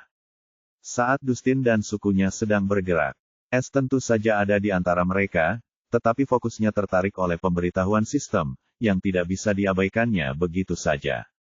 Sama dengan. Cock Pocket berhasil. Pencurian tuan rumah. Harta karun luar angkasa. Ruang penyimpanan kelas rendah 2 harta karun, 1. Tanda pisah. Harta karun alkimia. Pil kelas rendah 1, 1933. Pil kelas menengah -1/672. Alkohol medis, 500 barel kelas tinggi 1. Tanda pisah. Smith membuat harta karun. Senjata kelas menengah -2/1. Tanda pisah. Harta karun pembuatan rune. Deretan 9 bintang, 3. Formasi kelas rendah -2/1, rusak. Kontrak budak kelas tinggi pukul 1:10. Tanda pisah. Batu Ki. Tingkat puncak, 8,31 miliar. Kelas rendah -1/81 juta. Kelas menengah -1/14 juta. Kelas tinggi 1, 844.000. Nilai puncak 1, 155.000. Kelas rendah -2/550. Tanda pisah. Hadiah. Hadiah, 100.150 poin pencuri. Tanda pisah. Peringkat pencurian. Pencurian tingkat tinggi, 1. Hadiah pencurian tingkat tinggi pertama, 50.000 TP dan 1 jimat surgawi. Tanda pisah. Poin pencuri, 5.512.000. Tanda pisah. Misi sampingan, 2. Misi, mencuri dari orang kaya. Status, lengkap. Hadiah, token peningkatan barang telah dikirim ke tempat pencuri. Sama dengan. Apa? Aku juga bisa mendapatkan jimat surgawi dengan cara ini. Es terkejut saat melihat dia mendapatkan jimat surgawi setelah berhasil melakukan pencurian tingkat tinggi pertamanya. Ini benar-benar di luar dugaannya bahwa Henrik akan memberinya pencurian tingkat tinggi dan bahkan membantunya mendapatkan hadiah pencurian tingkat tinggi pertama. Lebih jauh lagi, ini adalah pertama kalinya ia berhasil melakukan pencurian tingkat tinggi dari pencopet juga. Sebelum Es sempat melihat jimat surgawi macam apa yang didapatnya, suara sistem berdering lagi. Sama dengan. Catatan perpisahan pencuri telah dibuka. Silakan tulis catatan perpisahan pencuri yang berisi 100 kata atau kurang, yang akan muncul di lokasi pencurian tingkat tinggi. Sistem mendeteksi pencurian tingkat tinggi ini dilakukan pada makhluk hidup. Silakan pilih bagian mana saja dari tubuh makhluk hidup ini di mana tuan rumah ingin catatan perpisahan pencuri ini muncul. Waktu, pukul 0:01.00. Tanda pisah. Catatan, tuan rumah hanya mempunyai waktu 1 menit untuk menulis dan memilih lokasi untuk catatan perpisahan pencuri atau jika waktu habis, sistem akan memilih atas nama tuan rumah. Sama dengan. Aku bisa melakukan itu. Es tercengang saat melihat fungsi baru pencurian tingkat tinggi ini. Dia tidak pernah menyangka hal seperti itu bisa dilakukan. Pencuri tingkat rendah membuat jejak simbol pencuri sederhana, sementara pencuri tingkat menengah akan membuat jejak simbol pencuri dan nama pencurinya di sana. Nah, pencuri tingkat tinggi ini memberinya hak istimewa untuk meninggalkan catatan perpisahan pencuri yang tidak dapat dihapus. Ini adalah penghinaan yang sangat besar bagi siapapun yang mendapatkan simbol pencuri semacam ini, terutama karena Es memiliki kendali penuh atas posisinya. Bagaimana jika Es mencetaknya di wajah mereka? Mereka tidak akan pernah bisa menunjukkan wajah mereka di depan umum lagi. Es tiba-tiba merasa, catatan perpisahan pencuri, ini cukup sesuai dengan keinginannya dan segera menulis, catatan perpisahan pencuri, yang akan membuat siapapun menertawakan suku iblis laut. Es tidak menahan diri sama sekali, 100 kata lebih dari cukup baginya untuk membuat Duke Livy muntah darah karena marah. Cetaklah di wajahnya. Bab 338. Cetak di wajahnya. Es menyeringai sinis saat ia memberikan perintah terakhir dan terus menuju ke Iron Demon City di tengah-tengah para iblis siamang yang gelap. Sekarang tinggal satu hal lagi yang harus ia lakukan, yaitu melarikan diri. Sebelumnya, ia tidak pernah menyangka akan mendapat kesempatan untuk kembali ke Iron Demon City berkat formasi dan Henrik. Namun, ia tidak pernah menyangka akan memahami ranah kedua dari teknik pedang bayangan ganda dan ditemukan oleh Henrik setelahnya. Namun, semuanya berjalan lancar berkat kecerdasan dan keterampilan aktingnya. Ia tidak hanya berhasil mencuri dengan nilai tinggi sambil memperoleh jimat surgawi, tetapi ia bahkan mendapat kesempatan untuk mempermalukan suku iblis laut dengan catatan perpisahan pencuri. Tunggu, karena aku sudah dikelilingi oleh ribuan iblis, aku harus memanfaatkannya sepenuhnya sampai aku mencapai sisi lain tembok kota. Siapa yang tahu berapa lama aku harus tinggal di bawah tanah setelah Henrik menemukan apa yang terjadi dengan cincin penyimpanan dan wajahnya. Es tersenyum dingin sambil terus bergerak di antara pasukan iblis siamang yang dengan liar menyerbu ke arah celah di tembok kota. Meskipun lebih dari separuh pasukan siamang gelap masih tertahan, pasukan yang menyerbu ke arah tembok kota masih berjumlah lebih dari 100.000. Es bagaikan seekor ikan yang baru saja masuk ke dalam air, 200 benang jiwa melesat dari 10 ujung jarinya, yang masing-masing mengendalikan 20 benang jiwa. Ia bahkan mengaktifkan indera surgawinya karena formasi bulan baru tidak dapat menemukan atau menemukannya dalam kekacauan ini. Es berlari ke depan sambil bersembunyi di antara para prajurit dan tidak ada yang memperhatikannya dalam serbuan besar ini. Setiap 10 detik, ia akan mencopet 200 cincin penyimpanan tanpa ada yang memperhatikan, yang membuat Es semakin bersemangat karena ia mengira perang yang kacau itu seperti tempat mencuri di mana ia dapat melakukan pencurian pembantaian. Matanya tiba-tiba berbinar ketika melihat jarak antara dirinya dan kota setan besi hanya tersisa 50 meter, dan dia tiba-tiba melihat ke arah setan-setan Siamang yang menunggangi beruang perang.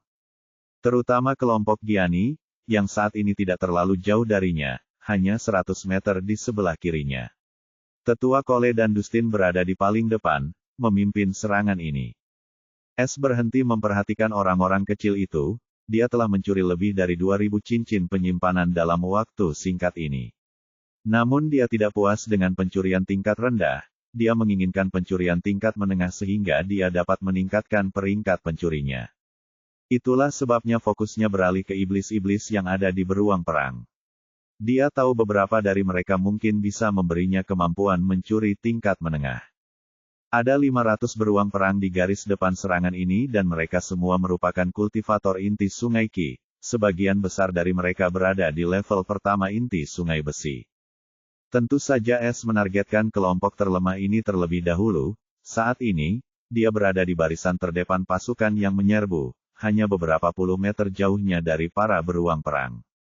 Ketika Es mencopet 200 penggarap inti sungai besi pertama, mereka akhirnya melintasi tembok kota yang hancur. Namun, jantung Es berdebar kencang saat ia disambut oleh pemandangan meriam-meriam besar yang tersusun rapi dalam barisan sejauh 500 meter. Ia hampir melupakannya. Ia tahu meriam-meriam perang itu digunakan untuk pertahanan kota dan dengan ukuran meriam-meriam itu, mereka dapat dengan mudah meledakkan seorang kultivator inti sungai Qi puncak menjadi serpihan-serpihan daging yang melukai parah para kultivator inti sungai besi. Hanya kultivator inti sungai perunggu atau lebih tinggi yang dapat menghindarinya. Jumlah meriam besar ada 200 buah, dan meriam berukuran kecil ada 500 buah.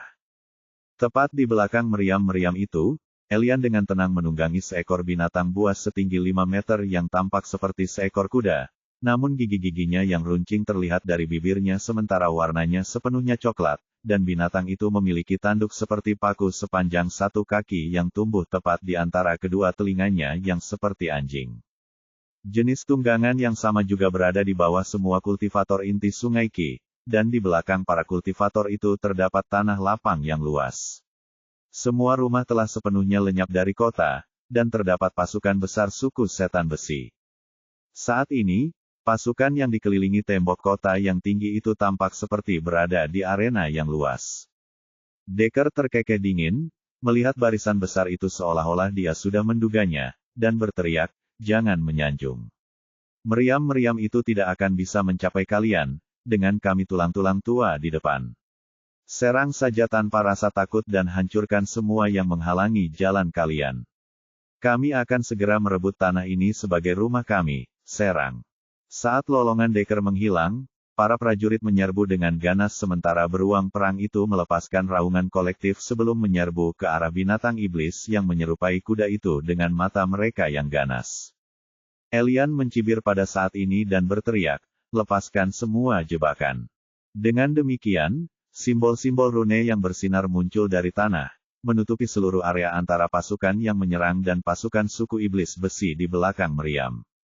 Namun, Dustin hanya mengerutkan kening, tetapi dia tidak memerintahkan siapapun untuk berhenti dan terus menyerang. Dia telah bertempur dalam banyak perang seperti itu di alam liar sepanjang hidupnya, dan dia tahu pengorbanan diperlukan untuk perang. Itu sebabnya dia hanya membawa 1/5 pasukannya ke dalam tembok kota, meskipun tahu bahaya memasuki Gunung Harimau. Sebaliknya Es, yang menyatu di antara para prajurit Siamang yang menyerbu, memiliki firasat yang sangat rumit, saat ia menyaksikan ratusan setan terbunuh oleh jebakan di setiap langkah sementara mereka tetap menyerbu tanpa peduli sedikit pun pada mereka yang tumbang dengan tekad untuk mati. Ini adalah pertama kalinya dia berada tepat di tengah-tengah pembantaian seperti itu. Dia hanya mendesah dalam diam dan terus bergerak menuju suku setan besi karena dia selalu melangkah di tempat yang aman tanpa memicu jebakan apapun dan dengan mudah menghindari jebakan apapun yang dipicu oleh prajurit karena jebakan tersebut hanya dapat melukai para kultivator sungai Qi, dan dia jauh lebih kuat daripada kultivator sungai Qi manapun. Setelah tenang kembali, dia kembali mulai mencopet para petinggi alam inti Sungai Qi karena dia tahu waktunya tinggal sedikit sebelum pertarungan tatap muka dan saat itu mereka akan menyadari banyak harta karun simpanan yang hilang. Terutama para kultivator inti Sungai Qi. Ini akan menyebabkan keributan besar, dan dia tidak ingin berada di tengah-tengahnya ketika saatnya tiba. Tidak menargetkan ahli inti Sungai Emas seperti Elian dan Dustin karena indera mereka sedang pada puncaknya saat ini. Dan mereka mungkin memperhatikannya, dia juga tidak mengejar Penatua Kole karena niat pedangnya. Meskipun dia tidak pernah berhadapan dengan seorang kultivator dengan niat senjata, seseorang yang telah memahami puncak dari sebuah senjata tidak mungkin hanya memiliki indera biasa. Dia tidak ingin mengambil risiko seperti itu. Lagi pula, itu hanya cincin penyimpanan milik seorang ahli inti Sungai Perak, yang tidak merugikan yang telah mencopet ribuan cincin penyimpanan hanya dengan berlari. Lepaskan meriamnya. Perintah Elian dengan tenang saat pasukan mencapai ketinggian 150 meter.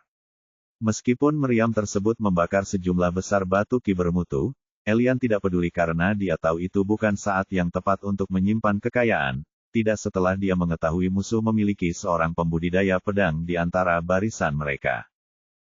Dia ingin menyingkirkan iblis tua itu secepat mungkin, dan dia bahkan punya rencana yang aman untuk Giani, tetapi di matanya, Penatua Kole merupakan ancaman yang jauh lebih besar daripada 10 Giani. Setan-setan besi yang berdiri di samping setiap meriam dengan cepat menembakkan meriam-meriam tersebut dan suara ledakan memenuhi area tersebut.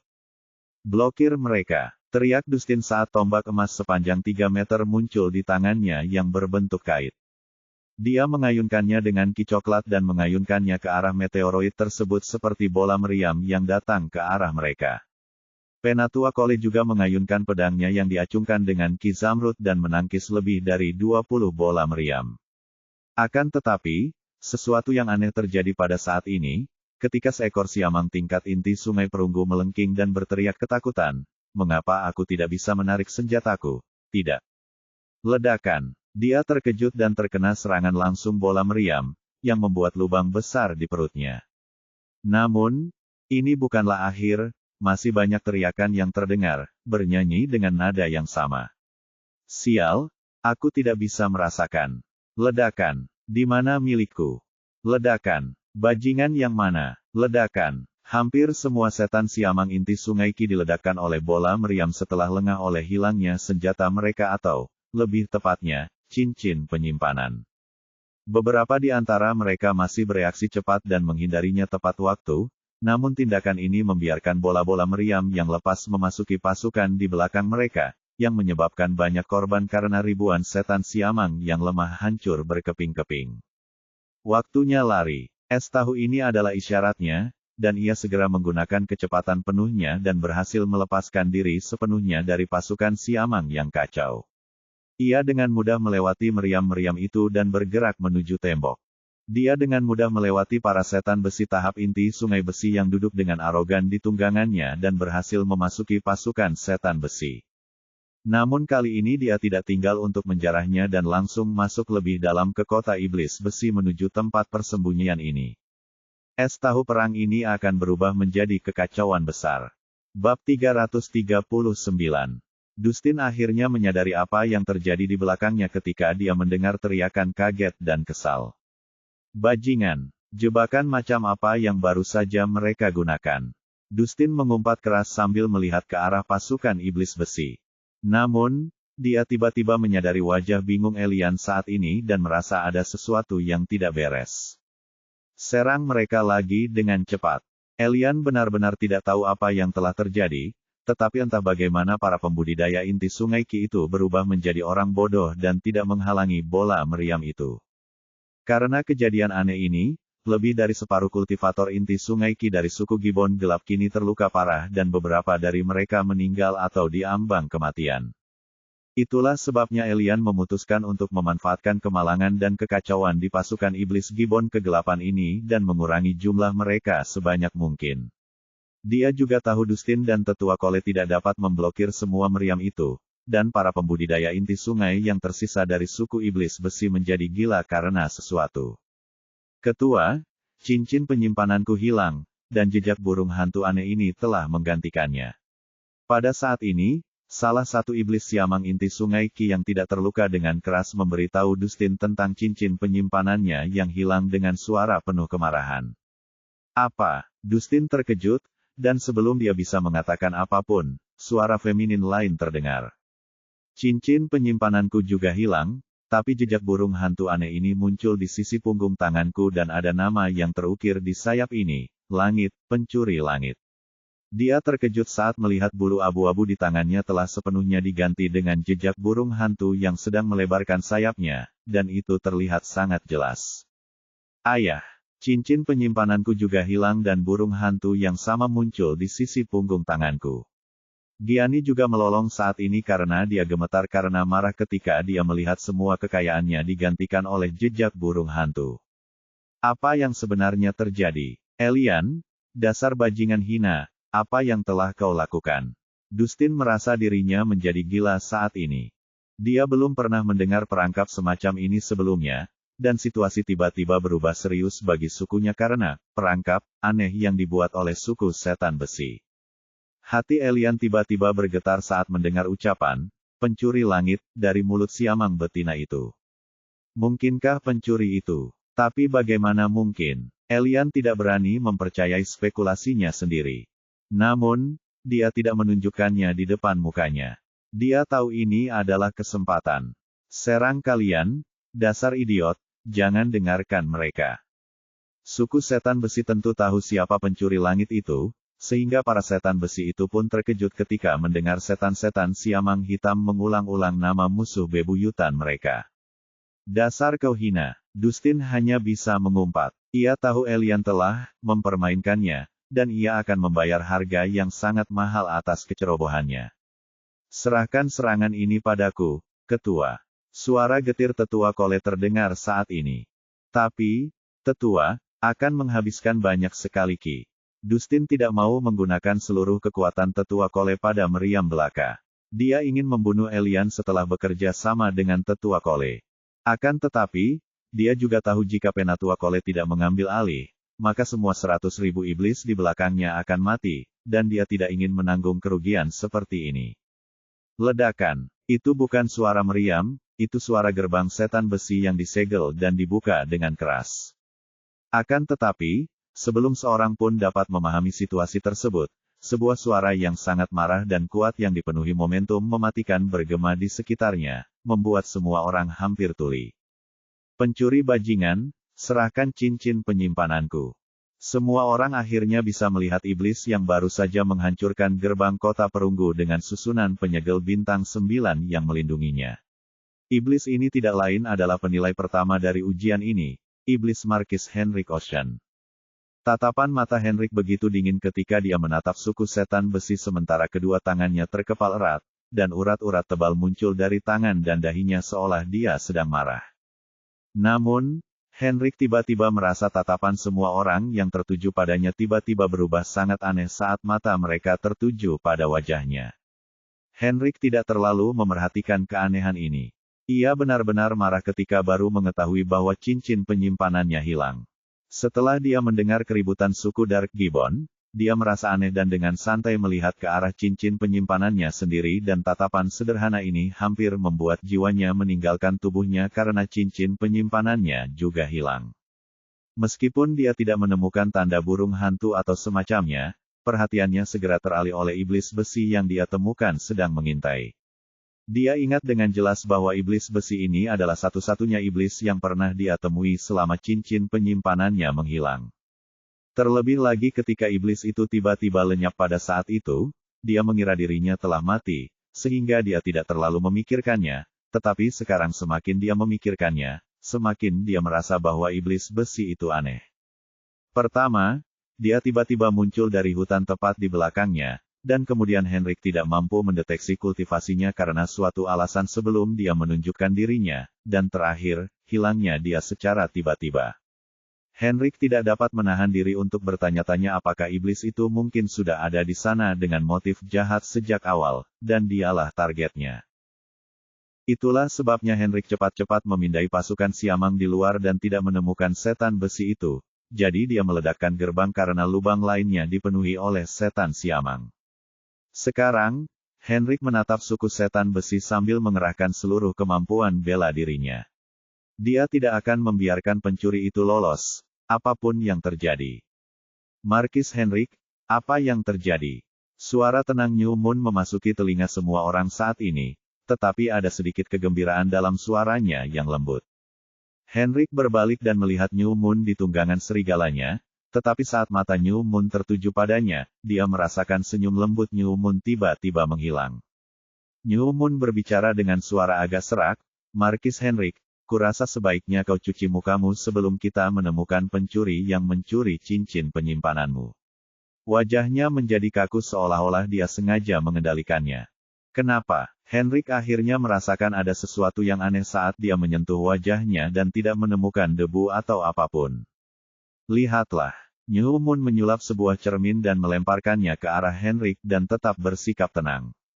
Henrik segera menangkap cermin bundar itu dan menatapnya. Hatinya menjadi dingin saat melihat jejak burung hantu hitam menutupi seluruh wajahnya yang berwarna biru laut. Itu belum semuanya. Di dalam sayap kiri yang terbuka dari jejak burung hantu ini, yang melebar hingga ke telinga kirinya, tertulis dua kata yang mengesankan dalam bahasa iblis, pencuri langit.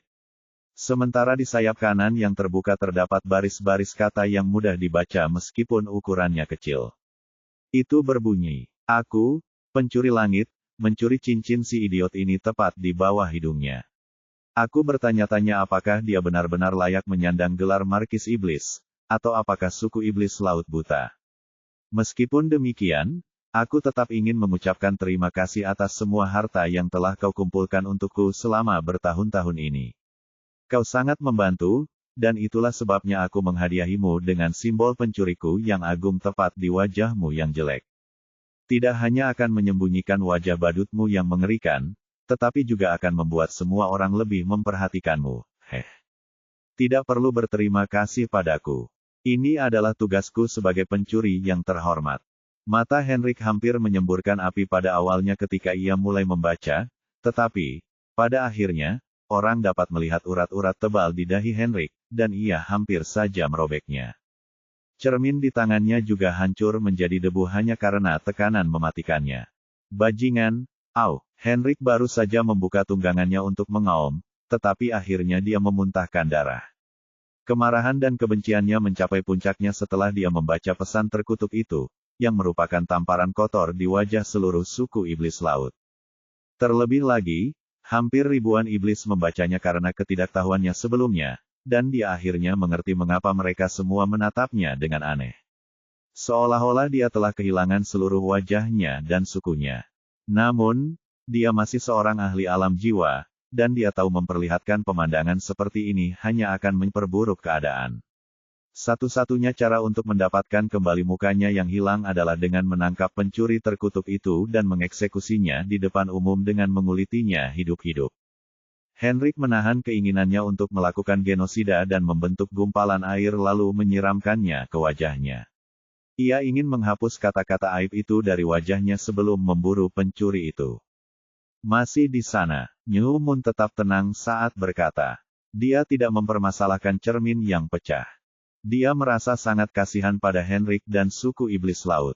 Jika berita ini dirilis ke publik, itu akan menjadi pukulan telak bagi gengsi mereka dan kemudian bencana mungkin akan datang bagi suku iblis laut.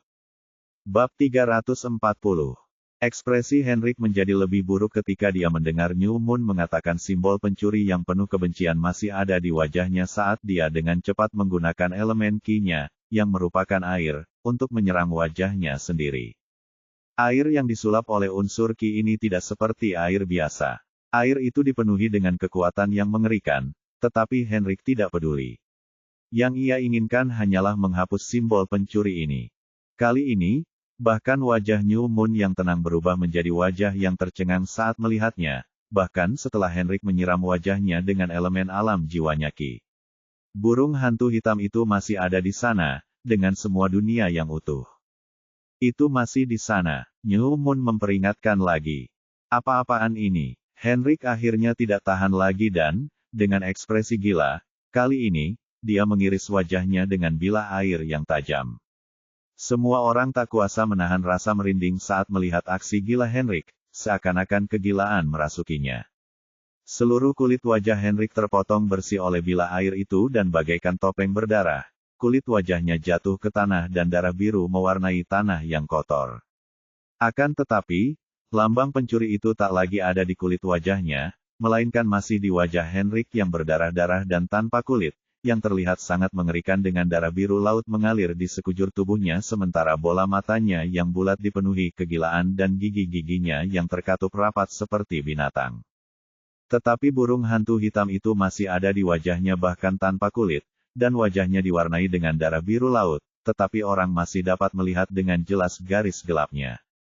Henrik tampak seperti setan gila yang datang dari neraka dengan wajah tanpa kulitnya saat ini.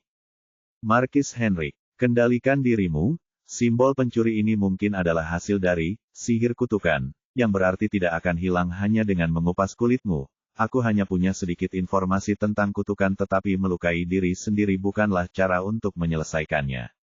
New Moon memperingatkan dengan serius. Jujur saja, ia pun kaget dengan fungsi lambang pencuri ini, ia tak pernah mendengar kutukan semacam ini sebelumnya, bahkan ia merasa ngeri karenanya. New Moon tiba-tiba merasakan kegugupan meningkat di hatinya terhadap pencuri misterius yang juga menjadi targetnya. Mungkinkah dia seorang ahli sihir heks, dari salah satu suku yang mempraktikkan sihir heks, tetapi bagaimana mungkin? Suku-suku itu telah lama dibasmi oleh keluarga kerajaan dan semua warisan mereka dihancurkan. Atau apakah dia menemukan warisan mereka yang sedang dijajah? New Moon tidak dapat menahan diri untuk tidak memikirkan semua catatan yang dia baca di perpustakaan Istana Raja Iblis Kabut. Pikiran Henrik bergetar saat mendengar kata-kata New Moon. Dia juga mempelajari legenda Hexmaster dari perpustakaan Ocean Demon Tribe, tetapi catatan itu hanya dangkal. Namun dia tahu seberapa mengerikan sihir Hex itu karena ribuan tahun yang lalu, suku-suku yang ahli dalam sihir Hex hampir menghancurkan wilayah kerajaan hingga tak berkutik, dan saat itu merupakan masa paling gelap dalam sejarah ras iblis. Tidak ada informasi akurat tentang periode ini karena terjadi puluhan ribu tahun lalu, dan sekarang hampir semua orang telah melupakan Hexmaster. Akan tetapi, jika pencuri ini benar-benar ahli kutukan, maka ini akan mengguncang seluruh ras iblis dan zona kerajaan akan terlibat. New Moon membalikkan tangannya dan sebuah pil biru terang muncul, ini, makanlah obat penyembuh ini, kita harus menangkap pencuri itu, dan kemudian suruh dia mencabut kutukan ini dari wajahmu. Ia melemparkan pil itu ke arah Henrik.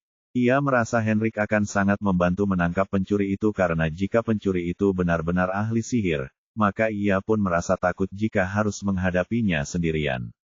Dalam benaknya, Henrik pun dirampok oleh pencuri itu dan bahkan dikutuk olehnya tanpa sepengetahuannya. Itulah sebabnya kepercayaan dirinya sedikit goyah. Tetapi dia masih berpikir bahwa pencuri itu masih lemah, atau dia tidak perlu mencuri atau takut pada Henrik, atau dia mungkin takut menghadapi Henrik dan Henrik bersama-sama. Henrik menangkap pil itu dan memakannya. Dia tahu dia bertindak terlalu gegabah saat ini di saat-saat terhinanya, bahkan tanpa berpikir.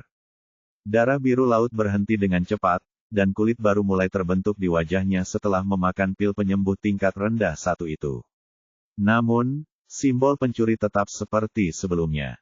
Henrik merobek dua potong besar jubah putihnya yang berdarah, dan menutupi separuh wajahnya dengan satu potong dan dahinya dengan potongan lainnya. Sekarang, hanya matanya yang dingin yang terlihat. New Moon menunggu sampai Henrik selesai menyembunyikan kutukan burung hantu itu dan akhirnya mengalihkan perhatiannya ke pasukan besar. Semua orang merasakan sensasi dingin mencengkeram hati mereka saat melihat mata putih dingin New Moon terfokus pada mereka. Saat semua orang mendengar percakapanku dan Markis Henrik, ada seorang pencuri yang bersembunyi di antara barisan kalian, dan sepertinya dia juga seorang ahli kutukan, musuh seluruh ras iblis. Pencuri itu baru saja merampok seorang markis iblis dan ikut campur dalam tantangan perang gelar bangsawan yang sedang berlangsung dengan merampok para ahli dari pasukan penantang. Kedua kejahatan ini dihukum dengan kematian ribuan orang dan pemusnahan seluruh suku melalui eksekusi publik. Sebagai seorang adipati iblis dan dengan wewenang tertinggi di sini, dengan ini saya menyatakan tantangan perang gelar bangsawan ini batal. Kedua pasukan akan tetap bersiaga hingga pemberitahuan berikutnya dari Dewan Iblis Kerajaan. Deklarasi bulan baru mengejutkan semua orang, terutama pasukan Dark Gibbon. Mereka yakin dapat memenangkan perang suku bergelar bangsawan ini karena mereka masih mempunyai banyak trik dalam lengan baju mereka. Namun, Dustin merasa lega karena kemunculan pencuri misterius ini benar-benar membuatnya lengah dan eselon atas mereka berkurang setengahnya. Jika mereka meneruskan perang ini, bahkan jika mereka menang, seluruh suku mereka hanya akan tersisa setengah atau bahkan kurang. Itulah mengapa keputusan ini mirip dengan masa tenggang bagi Dustin. Sebaliknya, Elian merasa mereka telah kehilangan kesempatan besar untuk memenangkan peperangan ini dan merasakan kebenciannya terhadap si pencuri langit mencapai puncaknya dan tak dapat menahan diri untuk mengutuk dirinya dalam hati karena begitu ceroboh dengan melakukan pekerjaan yang ceroboh dan bahkan berani merampok seorang markis iblis dan mempermalukannya. Namun, ia tidak berani menyuarakan pendapatnya karena entah mengapa mata New Moon dan Henrik tertuju pada pasukan sukunya dan hal ini membuatnya jengkel. Mungkinkah mereka berdua mengira pencuri itu ada hubungan darah dengan sukuku karena yang ia incar hanya musuh kita? Pikiran itu tiba-tiba muncul di benak Elian dan membuatnya merinding. Bajingan itu benar-benar musuh bebuyutan suku kita. Elian merasakan dendam yang amat dalam di hatinya saat ia mengira dirinya berada di posisinya saat ini gara-gara si bajingan ini. Bahkan ia ingin sekali menangis memikirkan keadaan ini. Sedangkan untuk Hexmaster, atau Hex Magic, sepertinya tak seorang pun tahu apa arti kata-kata ini karena kedua suku tersebut tidak memiliki sejarah yang panjang, atau akses ke informasi lama, seperti keberadaan di level Demon Dukes.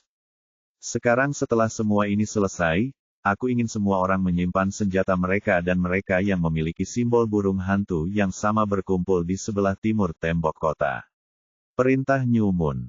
Ia tidak langsung mencari pencurinya. Ia ingin memisahkan para korbannya terlebih dahulu dengan simbol pencuri ini karena ia pernah membaca tentang seorang ahli heks tingkat tinggi yang dapat mengaktifkan kutukan melalui media apapun asalkan ada kutukannya di sana, dan ia sendiri tidak ingin mengalami kejadian seperti itu. Dia tidak menjadi adipati iblis hanya karena kekuatannya saja, dia juga memiliki kecerdasan untuk mendukungnya. Henrik tidak berbicara atau menghentikan tindakan New Moon. Ia tahu New Moon ada di pihaknya, dan seluruh fokusnya tertuju pada suku Iron Demon. Ia hampir yakin bahwa pencuri itu bersembunyi di antara barisan mereka. Kalau saja dia melarikan diri dari luar, korban-korban itu tidak akan tiba-tiba muncul di dalam tembok kota.